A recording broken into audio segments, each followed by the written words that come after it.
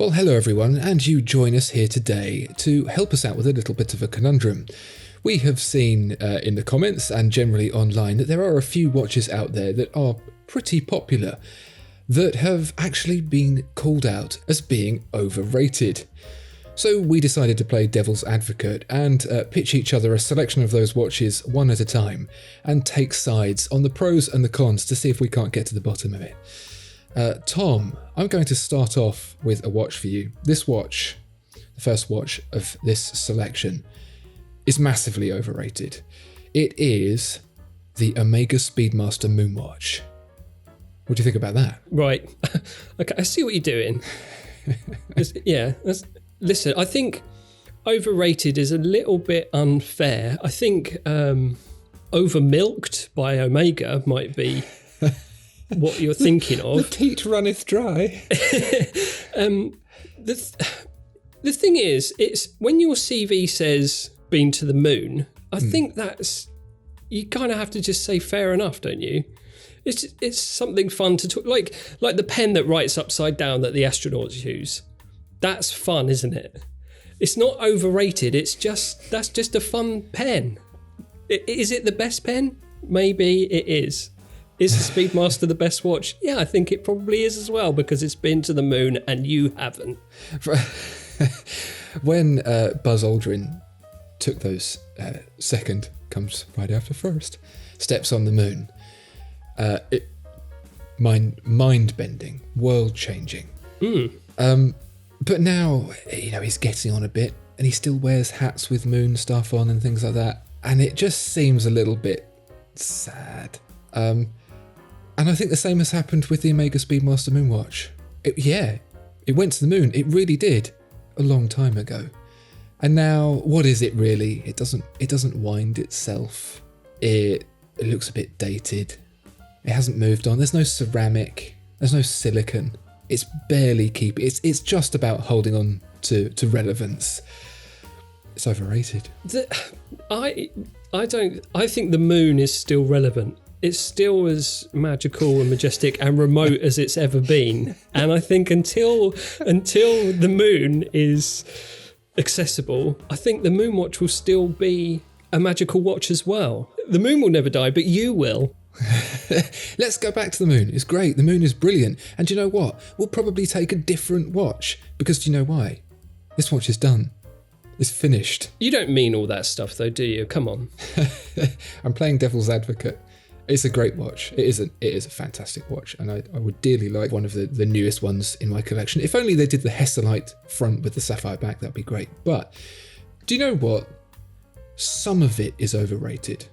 I think the hype for the Moonwatch has become so great, and the fact that Omega bangs on about it and space and the moon and sparkly moon gold and or whatever it was, it's elevated the status of the watch way beyond really what the physical thing is, and what that creates is a sense of disappointment when you meet your heroes in person, and it really shouldn't do. It went to the moon. It's a great watch. Let's not bang that drum any harder or it's going to break. Sure. But do you know what? I think we could probably preface this entire conversation with the fact that they're all overrated, aren't they? We're not even going to talk about Rolex and Patek Philippe because, that's a given. Yeah, they're overrated watches. We all know that. I don't know why there's so much fervour around the Nautilus. Why do people love that watch so much? It's like a mini stainless steel maxi pad with those little wings. Why do people... Tom. Sorry, what? Tiffany blue, though. Oh, yeah. That is worth the hype. Take your brand. It doesn't matter which brand. Tiffany blue. You would step on your own grandmother's face to get a Tiffany blue any other watch. Oh, absolutely. Definitely. It's the best colour around. Cool. So, Speedmaster, overrated. Yeah. In the comments, fight me. Go on, Tom. I brought you the Moonwatch as an overrated watch, as called out by the comments. Your turn. Well, the next one I'm going for is the New Kid on the Block. How can this possibly be overrated when it's so new? The Furl Marry.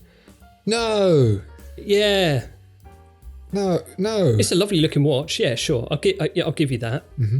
I think the buzz is unfounded. Okay. Sure, you might tout it as a Patek Philippe for $400. Yep. And it's got some lovely kind of vintage vibes and stylings. Yeah.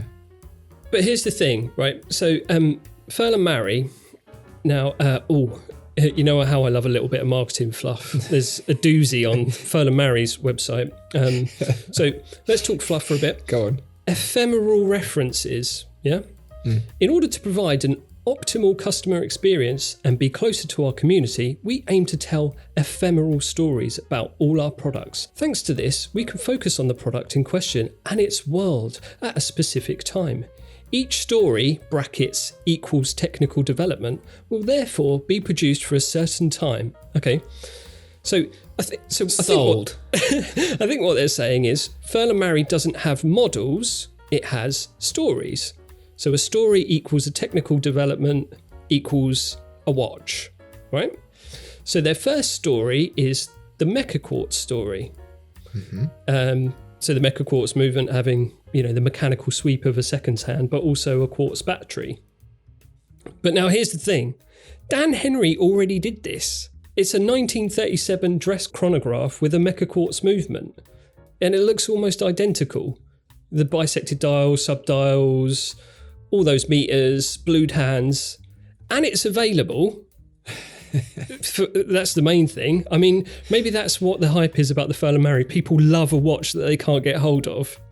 And it's about 170 quid cheaper. Are you done? Yeah, go on. So please explain that to me. Well, all the marketing fluff aside, unless there's some sort of obligation that you have to repeat it when someone asks you what it is you're wearing, I think we can probably put that to one side. And I very much agree with you. That is the talk of an overrated brand. But the Dan Henry, I don't know if you've ever experienced it, but it's just not quite there. It's great. It's a lovely watch. And for that price, all good. But when you handle one and when you handle the other, the Dan Henry, the proportions are just a little bit off. The quality is just a little bit off.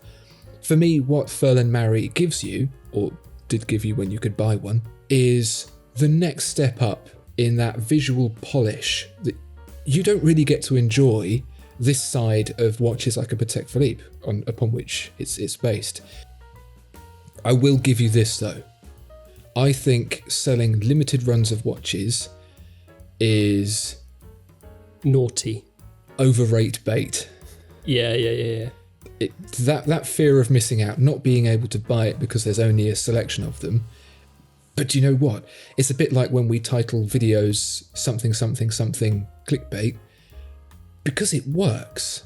And as long as the product is good at the other end, can you really blame them? If I said to you, here's a way you can make more money, would you turn it down? Go on. I don't have any ways of making money. I'm sorry to mislead you like that. The limited run it's mind you, whenever I see that, I just am immediately crestfallen and go, oh well, moving on. Even if I'm the first person to view that watch. Limited run of 499 left. I'll be like, nah, it's too risky. I don't want to get my hopes up. By the time I go and get my wallet out of my other trousers and find the right card that's still in date, it'll be sold, so I won't bother. Exactly, yeah. Yeah, I get put off in the same way. I just think I'm not going to buy into the hype and the fervour and the clamour to buy something before anyone else does and get swept up with it. But the product itself, the actual product, is good. Yeah, I know what you're saying about the Dan Henry as well. There is a little bit of crunchiness to the images, and I was just going to give that the benefit of the doubt. Maybe their product photography is not quite on par and it can stand toe-to-toe with the Mecha Quartz story, but it just stresses to me the importance of photography. Come on, brands, please, just get really, really nice images of your watches. It will make people want to buy them more. The Dan Henry is hiding behind something a little bit there, but it is worth mentioning that they are cheaper. So of course you're going to get a slightly inferior product. And for many people, the difference between the two is probably not worth it. No. But for some people, they will see the Furl Marry and go, actually, that's a nice experience. The watch is great. It's the the buzz around it, the brand building, that they have actually done pretty well. They have crafted this pretty well, but that is overrated. Yeah, I suppose we shouldn't fault them that. They've done well to, that's their goal, isn't it? To create buzz around their brand. It's probably not for us to say it doesn't deserve it. Yeah, you show me a better way to do it in such a short period of time. Yeah. And then also someone else who's done that whilst also maintaining a good product. It's fair play. Fair enough then. All right, we'll give that one a pass. Yeah, I'll tell you what is overrated though. Go on. The Seiko Alpinist. Did you say overrated or unpronounceable? I don't know, but I don't even like the word. I see a lot of suggestions for this watch to people who are asking, what should I buy for my first luxury watch? I don't get it. No, yeah, it's a weird one to point to. Out of all of Seiko's offerings, that's the one that you would suggest. I mean, it does have a nice muddy green colour, which is very in right now, so there's that. Yeah, but a crown for setting the time. Sorry, did you say crowns? Do you want another one? Sure. You know when you try and take all your rubbish to the bin in one go, or you try and bring all your shopping in one go, and there's that one extra thing you're trying to balance and it just doesn't work. Yeah, that's the second crown on the Seiko Alpinist. Yeah, it does seem, it seems quite fussy, doesn't it? Like there's quite a lot going on. Like they, no one said cool it in the design phase, and they just kept adding extra features to it. You're supposed to be defending this. Oh, am I? Yeah. Oh, right. How dare you blast Seiko? Everything they do is genius and affordable for the everyman. Performance, reliability. I ought to swing for you. Hold back your rage. Because it's got a Cyclops as well. Cyclops, everyone's favourite feature from a Rolex. So can't fault that. Yeah. And it's got cathedral hands, and it's got gold markers, and a really busy outer chapter ring with compass directions and second markers. There's so much going on. The Homer. It's just the Homer. Yeah.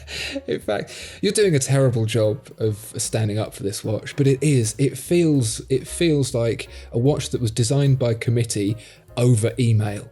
And none of them ever actually got to see it until it turned up on their doorstep in their little box. And because they'd all been so committed to making the thing, no one fessed up to the fact that it was actually an ugly duckling.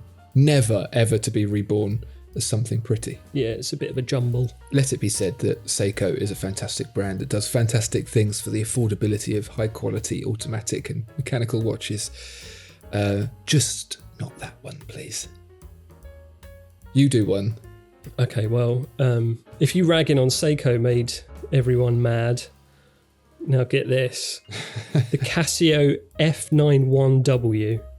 Oh, that's a punch in the childhood. You can't say that. Everybody's favourite. Everyone seems to have a personal connection to this watch, don't they? Yeah, of course. I mean, I remember just having one. I don't remember how I got it. I think every child is born with one, or at least issued one at birth. Yeah, definitely issued one, yeah. I remember being devastated when I got the tiniest little scratch on the crystal. Yeah. And not being able to figure out how to turn the alarm off when it went off in assembly.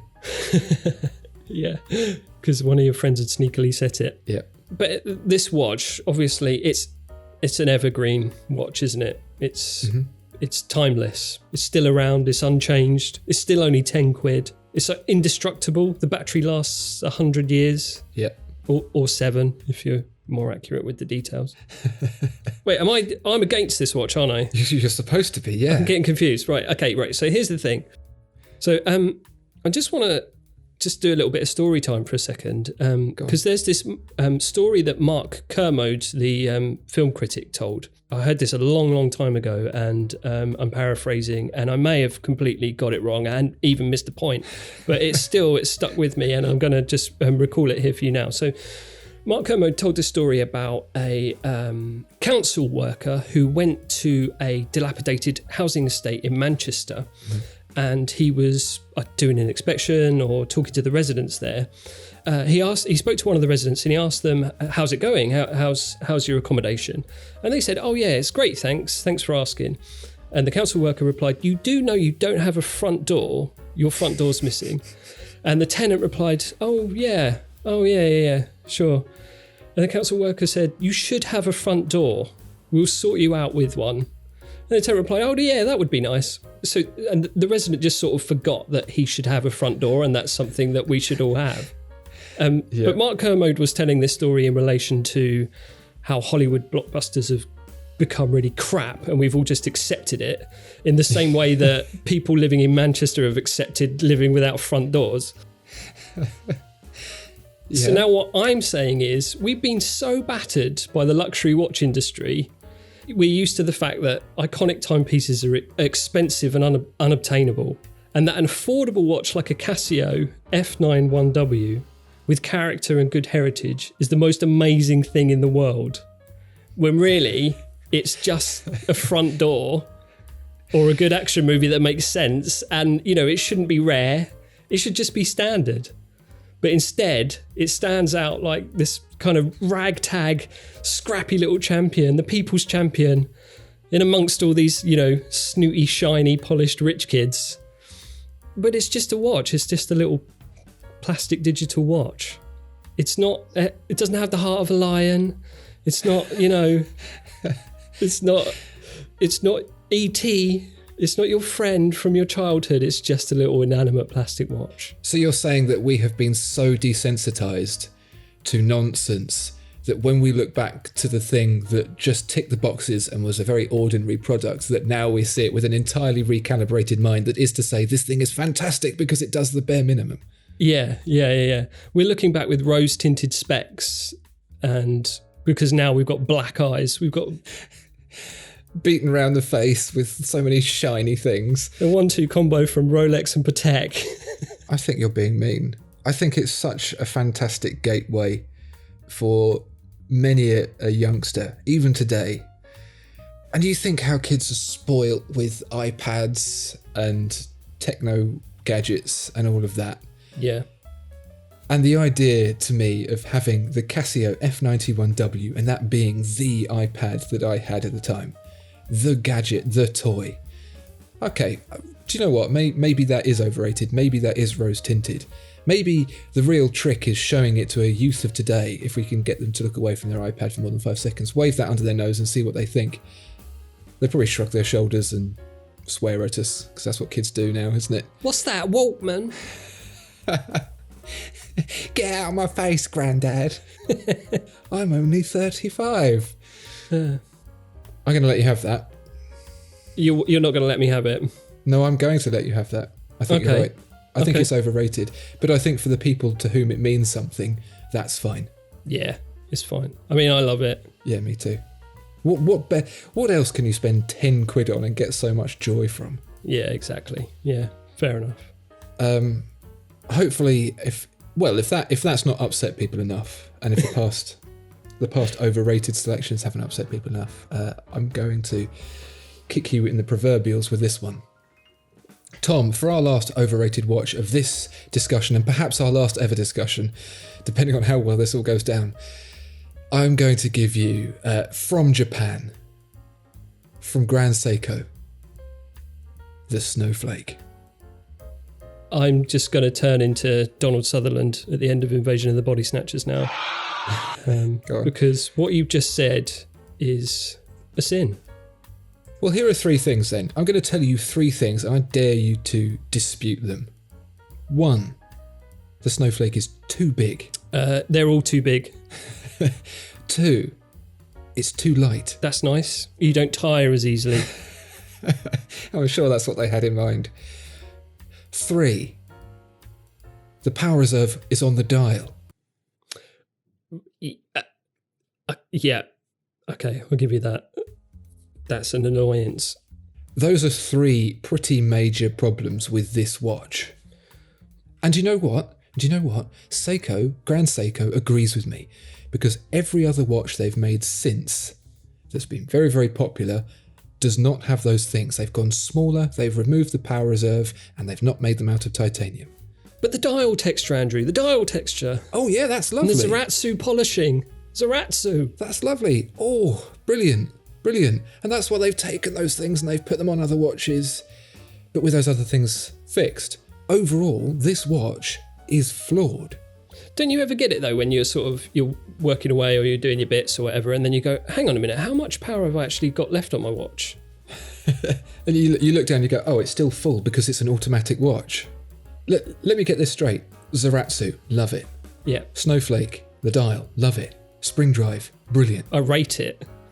I rate that, but when you add 41mm titanium and power reserve, then it becomes overrated. Other than the power reserve, I don't think you've got a leg to stand on.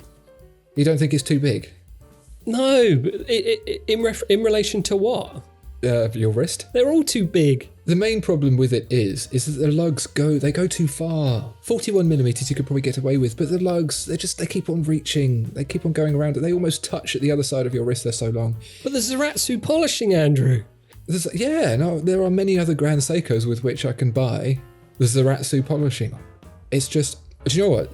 This watch is an absolute benchmark, pinnacle piece of history for Grand Seiko. The moment at which everything came together. Yeah. The revitalization of a brand that was once defunct, that wasn't needed anymore, came back to say, look, do you know what? The Japanese can make watches as well, if not better than everyone else. Look at this, new materials, new techniques, new finishes, new spirit. And it really won a load of people over. But that was then. Let's leave that back with the Moonwatch. Let's move on. Do you think then it needs to stick around because it's the poster child for Grand Seiko? But if you peek around it, there's way more better stuff. But I think what it is, it's sort of emblematic of Grand Seiko. Yeah, absolutely. One day when you're very old and your grandchild is sat on your knee and you say to them, I remember when Grand Seiko came back for the second time. And you'll talk to them about the Snowflake and how that changed the face of watchmaking, how it changed people's attitudes to just being focused on Swiss, and that Far Eastern watches could be incredibly impressive. But even Grand Seiko itself has moved on. They've done other watches since that overall offer a better package of styling, really, because that's where this thing sits a little bit awkward. What I'm really waiting for is when they let go of the Snowflake enough to allow that dial texture in that colour exist in a 40mm watch that doesn't have a power reserve and has a slightly more form-fitting case. Yeah. And until that happens, the original Snowflake will remain overrated. Yeah. But what if they did do that? That would eventually become overrated, wouldn't it? Or would it? When is the ratation justified? Is what I want to know. And on that absolute bombshell of a mystery, before we put our foot in it even more, I think we're going to call it. People, put your thoughts in the comments below. Let us know what watches you think are overrated. Let us know what you think of these watches. And of course, do bear in mind that we do love all of these watches very, very much. And that we are in jest. Yeah, we're just joking and none of this matters. Well, that's a very serious point, isn't it? None of this matters what we're saying, because if you like it, that's the only reason you need to buy it.